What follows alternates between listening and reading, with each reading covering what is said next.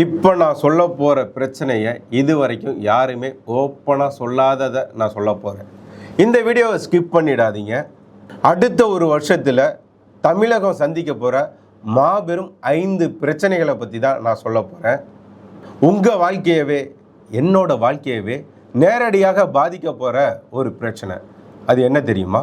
நம்ம தினசரி வாழ்க்கையிலேயே பெரிய பெரிய மாற்றங்கள், பெரிய பெரிய சம்பவங்கள்லாம் நடந்துகிட்டு இருக்கு. ஆனால் அதை நம்ம கவனிக்காமல் கடந்து போயிட்டு இருக்கோம். அந்த மாதிரி தான் இப்போ நான் சொல்ல போகிற 5 பிரச்சனைகளுமே அப்படிப்பட்டது தான். கண்டிப்பாக இதை நம்ம தெரிஞ்சுக்கணும்.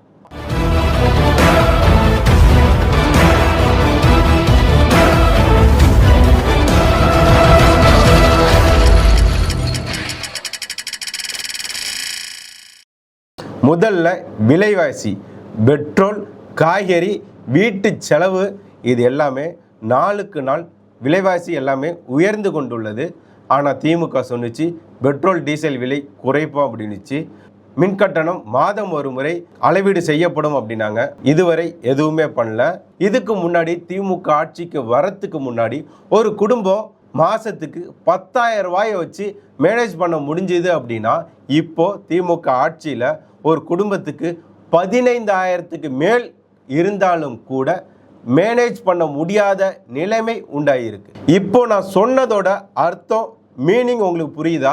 நம்மளோட சம்பளம் அதிகமாகல, உயரல, ஆனா விலைவாசி செலவு மட்டும் அதிகமா கூடி போச்சு. இரண்டாவதாக வேலை வாய்ப்பு இளைஞர்களுக்கு எப்படி இருக்கு? டிகிரி முடிச்சிருக்கேன்ப்பா, நான் ஒரு டிகிரிக்கு 2 டிகிரி முடிச்சிருக்கேன், படிக்கும்போது படிச்சுட்டேன். ஆனால் இப்போது நான் வேலை தேடி போனால் கவர்மெண்ட் ஜாப் ரேர், ஆனால் ப்ரைவேட் ஜாப் கிடைக்கிது. அது எப்படின்னா அன்ஸ்டேபிளாக இருக்குது.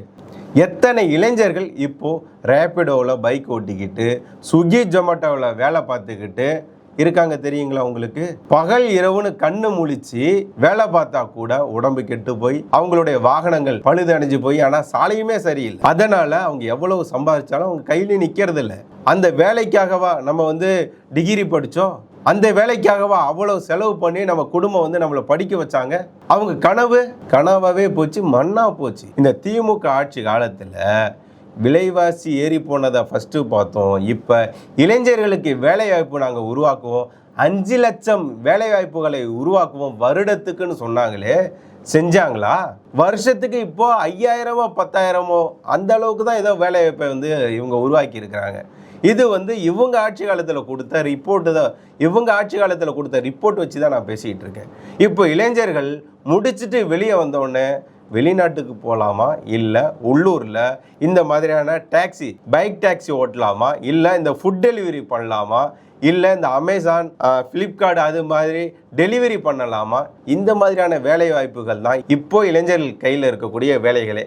இதுதான் திமுக ஆட்சியில் இளைஞர்களுக்கு கிடைத்த வேலை வாய்ப்பு. அடுத்ததாக, மூன்றாவதாக, சோசியல் மீடியா இம்பேக்ட். சோசியல் மீடியாவோட தாக்கம் எப்படி இருக்கு அப்படின்னா, இப்போ நம்மளோட வாழ்க்கையில ஒரு நாளைக்கு நீங்க ஸ்கிரீன் டைம் எடுத்து பாருங்க. ஸ்கிரீன் டைம் எவ்வளவு நேரம் நம்ம யூஸ் பண்ணிருக்கோம் அப்படின்னு. மினிமம் 8 மணி நேரம் நம்ம சோசியல் மீடியாவை யூஸ் பண்றோம். நம்ம பிரிச்சே பார்த்துட முடியும். யூடியூப் சேனல், அதாவது யூடியூப் பார்க்குறவங்க ஓரளவுக்கு நாலேஜ்க்காக பார்க்குறாங்க. இன்ஸ்டாகிராம் யூஸ் பண்றவங்க அவங்க பொழுதுபோக்குக்காக, என்டர்டைன்காக அவங்க பயன்படுத்துறாங்க.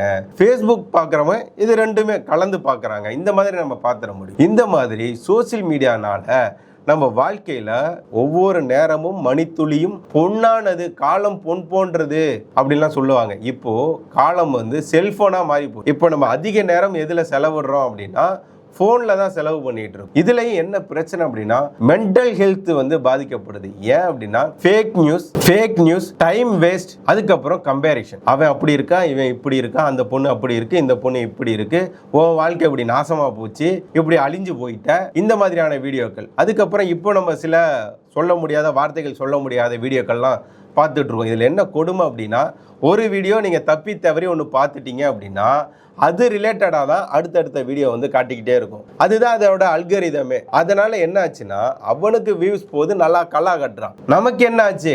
டைம் போச்சு, மென்டல் ஹெல்த் போச்சு, சம்பாதிக்கிற வாழ்க்கை அது எல்லாம் போச்சு. அதுக்காக நம்ம படிச்சுட்டு உட்காந்துருக்கோம்.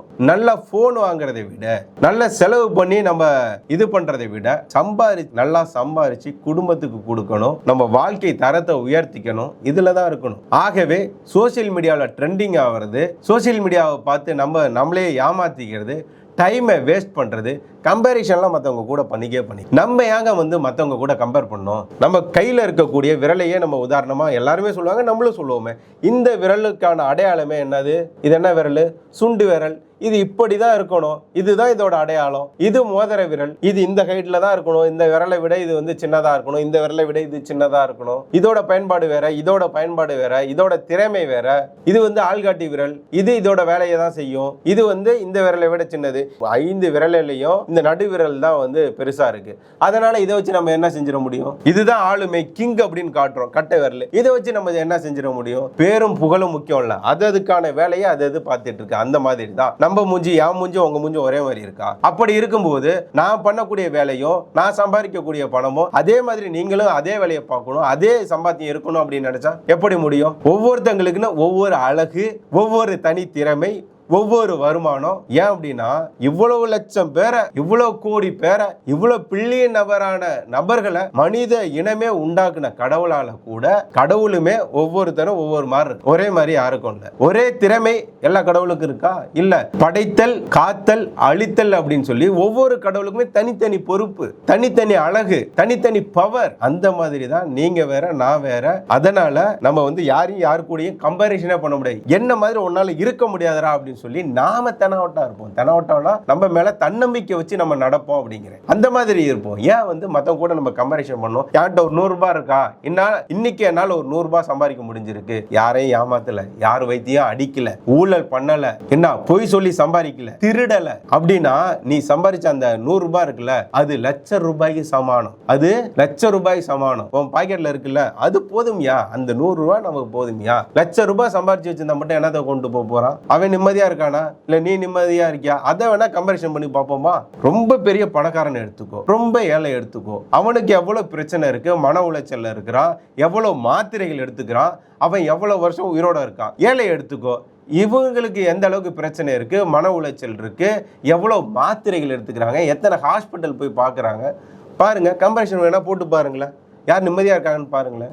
ஆகவே நாம வந்து யாரு கூடயும் யாரையும் கம்பேரிஷன் பண்ண தேவையில்லை. ஏன் அப்படின்னா நமக்கு எல்லாருக்குமே தனித்தனி திறமை இருக்கு, தனித்தனி அழகு இருக்கு. ஆகவே யாரு கூடயும் கம்பேரிஷன் பண்ண தேவையில்லை. சோசியல் மீடியா பார்த்துக்கிட்டு கம்பேரிஷன் பண்ணி மென்டல் ஹெல்த்தியை பாதிச்சிக்காதீங்க. அடுத்ததான் நம்ம பார்க்க போறது 4வது பண தட்டுப்பாடு, கடன். இதில் நம்ம இப்போ பார்க்குறோம், இந்த ஃபோனை வச்சு நம்ம வாழ்க்கை எப்படி கெட்டு போச்சு, ஸ்க்ரீன் டைம் எந்த அளவுக்கு நம்ம யூஸ் பண்ணிட்டு இருக்கோன்றதை பாருங்க. அப்படின்னா இதில் தான் நம்ம சொல்ல போகிறது அடங்குது. ஏன் அப்படின்னா முன்னாடிலாம் 1 ரூபாய் கடன் வாங்கிட்டோம்னா நமக்கு உள்ளதுலேயே ரொம்ப கஷ்டம். என்ன அப்படின்னா கடன் பட்டார் நெஞ்சம் போல் கலங்கினான் இலங்கை வேந்தன் அப்படின்னு சொல்லி ராமாயணத்துல ஒரு வரி வரும். அது மாதிரி அப்போல்லாம் வந்து கடன் பட்டா எந்த அளவுக்கு வந்து கஷ்டப்படுவாங்களோ, அதை நினைச்சு வேதனைப்படுவாங்களோ, அந்த மாதிரி ராவணன் வந்து நினைச்சாப்ல இருந்தாப்ல அப்படின்னு சொல்லி வரும், கம்பராமாயணத்துல வருது இது. அந்த வகையில இப்போ வந்து பாத்தீங்கன்னா கடன் வாங்குறது கொஞ்சம் கூட நம்ம வந்து அவமானமா பாக்குறதே இல்லை, கஷ்டமாவே நினைக்கிறது இல்லை. ஏன் அப்படின்னா ஒரு பொருள் இப்ப நம்ம வாங்குறோமா, அதோட விலை வந்து ஒரு 3.5 லட்சம் இருக்கா, ஆனா இனிஷியல் பேமெண்டா 0 பேமெண்ட்ல நம்ம வாங்கிக்க முடியுது. அடுத்ததா மாதம் மாதம் இவ்வளவு பேமெண்ட் கட்டிடலாம் அப்படின்னா ஓகே, தாராளமா எடுத்து போடாத அப்படின்னு சொல்லி வாங்கிட்டு இருக்கோம். அது ஒரு பொருள் மட்டும் இல்ல, அடுத்தடுத்த பொருளை வாங்கி போட்டு நமக்கு மாச சம்பளமே ஒரு 20,000 ரூபாய் இருக்கும். ஆனா இந்த மாதிரி இஎம்ஐ கட்டுறத போய் பார்த்தோம்னா அது 60,000 இருக்கும். ஏன் அப்படின்னா இந்த இஎம்ஐன்னு ஒண்ணு கொண்டுட்டு வந்து லோன், இன்ஸ்டன்ட் லோன் கொண்டு வந்து உங்களோட ஆசை வலையில நம்மளை சிக்க வச்சு மேலும் மேலும் கடன் வாங்கக்கூடிய ஒரு நபரா நம்மளை மாத்தி வச்சிட்டாங்க. ஆகவே அதிகமா நம்ம இன்டர்நெட் யூஸ் பண்றது, போன் யூஸ் பண்றதெல்லாம் என்ன ஆகி போச்சுன்னா நம்ம டைம் வேஸ்ட் பண்றது, மென்டல் ஹெல்த்தி அன்ஹெல்த்தி பண்றது, கம்பேரிஷன் பண்றது, இதெல்லாம் ஒரு பக்கம் கடந்தாலும் ஃபேக் நியூஸை நம்ம கிட்ட கொண்டுட்டு வந்து சேர்க்கறது, இதெல்லாம் ஒரு பக்கம் இருந்தாலும் ஃபேக் நியூஸ்ல குறிப்பா என்ன அப்படின்னா இதை சாப்பிடுங்க உங்க உடம்பு உடனே சரியா போயிடும், இதை பண்ணுங்க உங்களுக்கு நோயே வராது, ஏதாவது அடிச்சு விட்டுருவாங்க, அதை நம்பி நம்ம கண்டதை தின்னு ஏமாந்து போயிடுவோம். அதனால வந்து ஃபேக் நியூஸை நம்பக்கூடாது. இதெல்லாம் ஒரு பக்கத்தில் இருந்தாலும் இந்த மாதிரி ஆன்லைனில் மோசடியாக பணத்தை இழக்கிறது, பணத்தை கடன் வாங்குறதுன்னு இன்னும் பல நபர்கள் இதில் சிக்கி தவிச்சிட்டு இருக்காங்க. ஆகவே இந்த கடன் வாங்குற பழக்கத்தை அடியோட விட்டுடுங்க. ஏன் அப்படின்னா தமிழர்களுக்கு ரொம்ப பெரிய அவமானம் அப்படின்னு நினைக்கிறதே எது தெரியுங்களா? கடன் வாங்குறது அப்படின்றாங்க. அதனாலதான் கடன் பட்டார் நெஞ்சம் போல் கலங்கினான் இலங்கை வேந்தன் அப்படின்னு சொல்லி கம்ப ராமாயணத்துல குறிப்பிட்டிருக்காங்க. அடுத்ததா 5ஆவதா நம்ம பார்க்க போறது மன அழுத்தம். ஸ்கூலுக்கு போகிற ஸ்டூடெண்ட்ஸ்லேருந்து வேலைக்கு போகிற ஒர்க்கிங் பீப்புள் வரைக்குமே இருக்கக்கூடியது என்ன அப்படின்னா டிப்ரெஷன், ஸ்ட்ரெஸ், இதெல்லாம் கூடி போச்சு இப்போ உள்ள வாழ்க்கை முறையில். இதை பற்றி யாரும் பேசுறது இல்லை, பேச தயங்குறாங்க. நம்ம என்னன்னா தூங்குறது லேட், அன்டைம் ஆகிடுது, ஃபோன்லாம் யூஸ் பண்ணுறது ஏதோ ஒரு சம்திங் இஷ்யூ. அடுத்தது நம்ம காலையில் எழுந்திருக்கும் போது கொஞ்ச நேரம் இன்னும் கொஞ்சம் ஒரு 5 நிமிஷம் தூங்கலாமா, இன்னும் ஒரு 10 நிமிஷம் தூங்கலாமா அப்படின்னு சொல்லிட்டு அலாரம்லாம் போட்டிருந்தா கூட ஸ்கிப் பண்ணி போட்டு தள்ளி போட்டு அப்புறம் ஒரு டைமில் இப்போ 10 மணிக்கு நம்ம ஆஃபீஸில் இருக்கணும் அப்படின்னா 9:30 வரைக்கும் தள்ளி போட்டு அடாபுடான்னு ஏந்திரிச்சு அப்புறம் குளிச்சோமோ குளிக்கலையோ, சோப்பு போட்டோமோ போடலையோ, சோப்பு நோர காதில் கூட ஒட்டியிருக்கோம், அப்படியே தொடச்சிக்கிட்டே போயிட்டு இருப்போம். போயிட்டு அடிச்சா முடிச்சான்னு போய் சிக்னல் போட்டிருந்தாலும் கண்டுக்காம நம்ம மட்டும் போயிட்டு ஆஃபீஸில் போய் உட்காரும்போது 11 மணி ஆகிடும். ஃபுல் ஸ்ட்ரெஸ்ஸில் உச்சம் ஏறி போய் இருப்போம். வெயில் கீழு புழுதி எல்லாத்துலேயும் பறந்து போய் மேடு பள்ளம் சாலைகள்லாம் கடந்து போய் அங்கே உட்காந்தோடனே வேர்த்து போய் கொட்டிகிட்டு இருக்கும், நெஞ்சு படபடன்னு துடிக்கும். ஏன் அப்படின்னா ஹெல்த்தியான ஃபுட் எடுத்துக்கிறது இல்லை, டைமுக்கோ பசிக்கும் போதோ சாப்பிட்றது இல்லை, அதிக நேரம் ஃபோனு அது மாதிரி இதை யூஸ் பண்ணுறது, குடும்பத்து கூட டைம் ஸ்பெண்ட் பண்ணுறது இல்லை, குழந்தைகள் கூட பேசுறது இல்லை, ஒரு நல்ல காற்றை சுவாசிக்கிறது இல்லை, நல்ல வார்த்தைகளை பேசுறது இல்லை, ஒரு நல்ல பாட்டை கேட்கறது இல்லை. இந்த மாதிரிலாம் இருந்தால் மன அழுத்தம் வராமல் நீங்கள் குழந்தைகள் கூட ஒரு 1/2 hour விளையாடுற மாதிரி, உங்கள் டைம் வந்து செலவிடுற மாதிரி வேற எதுலேயுமே உங்களுக்கு மன நிம்மதி கிடைக்காதான். நான் ஒரு டைம் படிச்சிருந்தேன், நமக்கான ஓய்வு அப்படின்னா படம் பார்க்கும்போது ஓய்வு கிடைக்குமா, நிம்மதி கிடைக்குமானா இருக்காதான். அது நம்ம நினைக்கிறது அப்படி, ஆனால் நிம்மதி எதுவுமே கிடைக்காதான். அது ஒரு ஆய்வுலேயே வந்து சொல்லியிருக்கிறாங்க. சாப்பிடும் போதோ இல்லை ட்ராவல் பண்ணும்போதோ இல்லை வந்து வேற ஏதோ ஒன்று என்ன வேணாலும் நீங்கள் வச்சுக்கோங்க, அதுலலாம் கிடைக்காத ஓய்வு நிம்மதி அப்படின்றது தூங்குறதுல கூட கிடைக்காதது எதில் கிடைக்கிது அப்படின்னா குழந்தைகள் கூட நம்ம வந்து விளையாடும் போது, அவங்க கூட நம்ம பேசும்போது, அவங்க கூட நம்ம நேரத்தை செலவிடும் போது அந்த நேரம் இருக்குல்ல, அதுதான் உண்மையான ஓய்வு, அதுதான் உண்மையான வந்து ஸ்ட்ரெஸ்ஸை குறைப்பதற்கான ஒரு நல்ல ஒரு வழி அப்படின்னு கூட சொல்றாங்க. ஆகவே இந்த வீடியோ பார்க்குறவங்க அதுக்குன்னு அடுத்தவங்க குழந்தையை தூக்கிட்டு வந்து உங்க வீட்டில் கொஞ்சறதெல்லாம் இருக்கக்கூடாது. நம்மளால என்ன பண்ண முடியுமோ 4 பேருக்கு நல்லது கூட பண்ணலாம், உதவி பண்ணலாம், அதுல கூட நமக்கு ஒரு நிம்மதி கிடைக்கும். நீங்க வந்து உங்க சைட்ல இருந்து எந்த கவலையோ என்ன பிரச்சனையோ யார் மேல என்ன வன்மமோ அதெல்லாம் வந்து சொல்லலாம். இந்த சைடு வந்து அம்மன் கோயில் உண்டியல் மாதிரி நீங்க எது போட்டாலும் உள்ள விழுந்துகிட்டே இருக்கும், ரியாக்ஷன் பெருசா இருக்காது. நீங்க ஒருத்தரை பத்தி சொல்லிட்டீங்க அப்படின்னா அவருக்காக போயிட்டு போர் தொடுக்கிறதுலாம் இங்க எதுவுமே இருக்காது. நீங்க சொன்னீங்கன்னா ஓ அப்படியாங்க, ஐயோ உங்களுக்கு ஏன் இவ்வளவு கஷ்டம் நடந்ததுன்னு தெரியலீங்க, கடவுள்கிட்ட நான் வேண்டிக்கிறேங்க, உங்க கஷ்டம் சீக்கிரமா வந்து சரியாயிடும், தெரியும், இந்த அளவுக்கு பெரிய தைரியமான ஒரு ஆளாச்சே நீங்க, ஆமா உங்கள்கிட்ட பேசும்போதே தெரியுது நீங்க ரொம்ப நல்லவர் தான் அப்படின்லாம் சொல்லி உங்க ஆறுதலுக்காக என்னெல்லாம் பேச முடியுமோ அதெல்லாம் பேசலாம். இந்த மாதிரி ஒரு பிசினஸே ஃபாரின்ல இருக்குதான், ஏன் நம்ம நாட்டில் இருக்குன்னு தெரியல. இந்த மாதிரி வந்து நம்ம கூட ஏதோ ஆரம்பிக்கலாம் அப்படின்ற ஒரு சின்ன ஐடியா இருக்கு. பார்ப்போம் என்ன நடக்குதோ, அது கடவுள் போடுற முடிச்சு. இப்போ நம்ம வந்து கன்க்ளூஷன் முடிவா என்ன சொல்றோம் அப்படின்னா இந்த 5 பிரச்சனைகளும் தான் அடுத்த வரக்கூடிய ஒரு வருஷத்திலேயே நம்மளை பாதிக்கக்கூடிய 5 பிரச்சனைகளா இருக்க போகுது. இதுல என்ன ஒரு சின்ன ஒரு சந்தோஷம்னா இதை நம்ம முன்கூட்டியே இப்போ நம்ம தெரிஞ்சிடுச்சு, உங்களுக்கு தெரிஞ்சிச்சு, நமக்கு தெரிஞ்சிச்சு. ஆகவே இதை எப்படி நம்ம சரி பண்ணலாம் அப்படின்றத நீங்க வந்து முடிவு பண்ணுங்க. ஏன் அப்படின்னா ஒன்று சின்னதான சொல்லட்டுமா, திமுக இல்லாம இருந்தனாலே, திமுக ஆட்சிக்கு வரலனாவே மேக்சிமம் இந்த 5 பிரச்சனை நமக்கு இல்லாம போயிடும். ஏன் அப்படின்னா இளைஞர்களுக்கு ஒரு நல்ல வேலை வாய்ப்பு, அரசாங்க வேலை கிடைக்குது அப்படின்னு வச்சுக்கோங்க. விலைவாசி உயர்வு கட்டுப்பாட்டில் வந்துருச்சு, மின்கட்டண உயர்வு கட்டுப்பாட்டில் வந்துருச்சு, பால் பொருள் போன்ற அத்தியாவசிய பொருட்களோட விலையெல்லாம் குறைஞ்சிருச்சு அப்படின்னா அன்றாட குடும்ப செலவுன்றது குறைஞ்சிரும் நமக்கு. அப்போ சேவிங்ஸ் கொஞ்சம் அதிகமாகும். சாலை போக்குவரத்து அந்த மாதிரியான இதெல்லாம் சரியான முறையில் வந்து வந்துருச்சு அப்படின்னாவே, சாலை குண்டு குழியுமா இல்லை அப்படின்னா நமக்கு பெருசா ஆக்சிடென்ட் அந்த மாதிரி இது நடக்க போறதில்லை, விபத்து ஏற்பட போறதில்லை, மருத்துவமனை செலவுகள் குறையும், வாகனங்களுக்கான செலவு குறையும். அதுபோல இந்த ஊழல் கனிம வள கடத்தல் இதெல்லாம் இல்லாம இருந்ததுனாவே நம்ம தமிழ்நாடே பாதுகாப்பா மாறிடும், இயற்கை சூழல்ல திரும்பி வந்துடும். ஊழல் இல்லாம இருந்தது அப்படின்னாவே வேலைக்கு காசு கொடுக்கறது இல்லாம இருக்கும், கான்ட்ராக்ட் அதாவது வந்து இந்த கான்ட்ராக்ட் முறைகேடு நடக்குது இல்லைங்களா, ஒப்பந்த முறைகேடு, அது இல்லாம இருந்ததுனாவே சாலைகள் தரமான சாலைகள் அமைக்கப்படும், தரமான பாலங்கள் கட்டப்படும், தரமான ஸ்கூல் பள்ளிக்கூட கட்டிடங்கள் கட்டப்படும், மேல்கூரை பேர்ந்து விழுவாது, சுற்றுப்புற சுவரு சாயாது, அதனால மாணவர்களுக்கு விபத்து ஏற்படாது, அழுகுன முட்டை போட மாட்டாங்க, நல்ல அரிசி போடுவாங்க, புழுவு இல்லாத அரிசி போடுவாங்க, சத்தான உணவு கிடைக்கும்.